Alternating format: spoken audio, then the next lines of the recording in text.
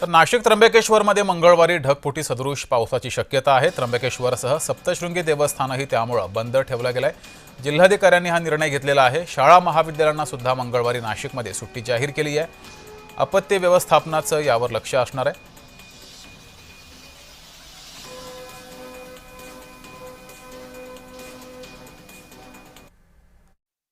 सगळ्यात महत्त्वाचा जो अलर्ट आहे तो उद्याचा अलर्ट नाशिकला आहे।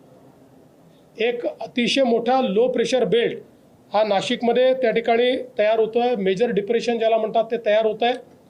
या मेजर डिप्रेशनमुळे जो काही नाशिक आणि त्र्यंबकेश्वरचा मधला भाग आहे या भागामध्ये ढगफुटी उद्या संभावित आहे किंवा त्या प्रकारचे निर्देश आपल्याला प्राप्त झालेले आहेत।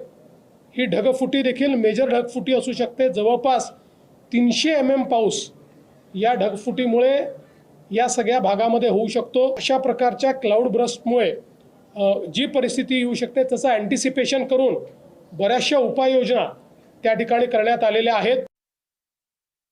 लोकांना मी सुरक्षित स्थळी हलवण्यासाठी सगळे प्रयत्न करत आहोत। जे जे नदीकाठी ओढ्याकाठी त्यांची घरं आहेत तिथे शक्यता आहे की खूप पाऊस पडल्यावर त्यांना धोका होईल, म्हणून त्यांना आम्ही सगळे सुरक्षित स्थळी त्या ठिकाणी हलवत आहोत। उद्या आम्ही शाळा कॉलेज विशेष करून बाजारपेठ हे बंद ठेवण्याचं आवाहन केलेलं आहे।